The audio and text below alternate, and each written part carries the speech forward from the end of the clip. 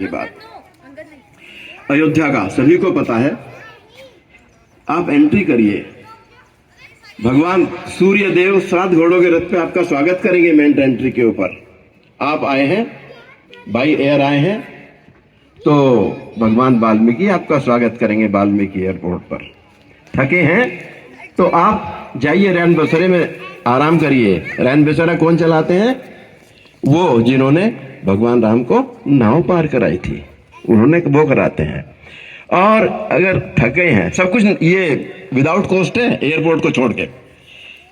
आपको भूख लगी है, नाश्ता करना है, नहा धो के जाइए। माता सबरी अपना भोजनालय खोले बैठी है। क्या आनंददायक क्षण है, आपने सबने वीडियो देखी होंगी। यह है संस्कृति का विकास, यह संस्कृति हमारी जो दिन पे दिन बढ़ती जा रही है। आज हम विश्व गुरु बनने की स्थिति में है।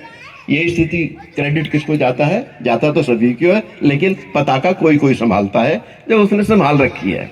तो ये है हमारी संस्कृति का विकास, लेकिन थोड़ा सा हमें भी इसमें सहयोग देना होगा।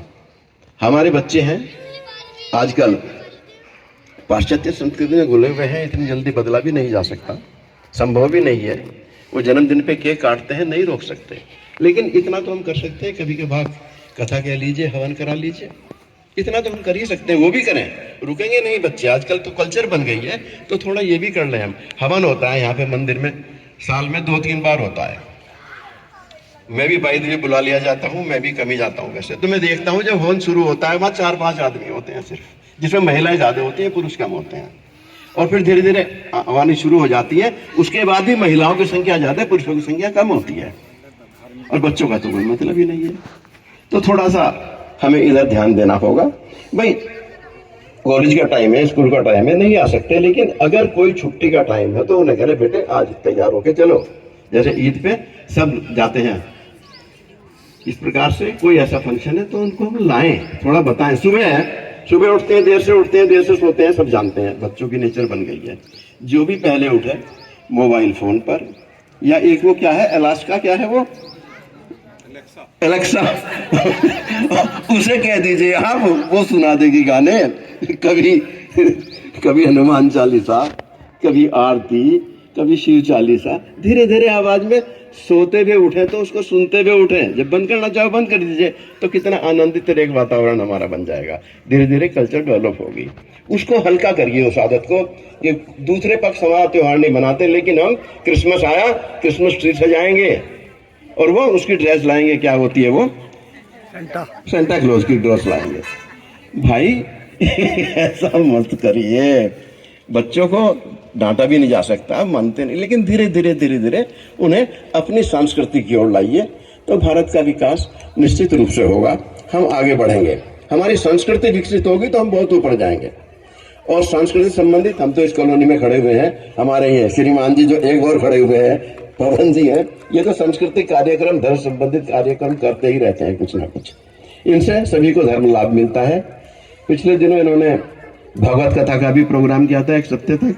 अब मैं अपनी बात को समाप्त करते हुए 8-10 प्रश्न आपसे रखूंगा। मेरा रुझान इधर ज्यादा है।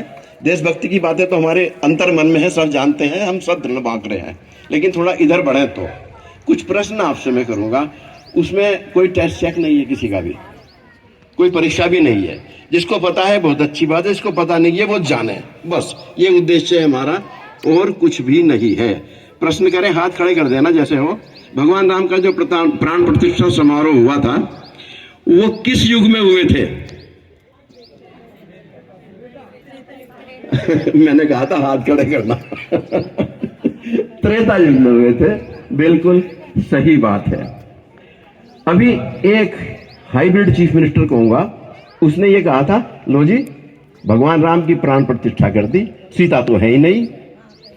क्या ये उचित है कहना? लोग यहाँ ऐसे बैठे जिन्होंने नहीं, मैं क्रॉस नहीं करूंगा।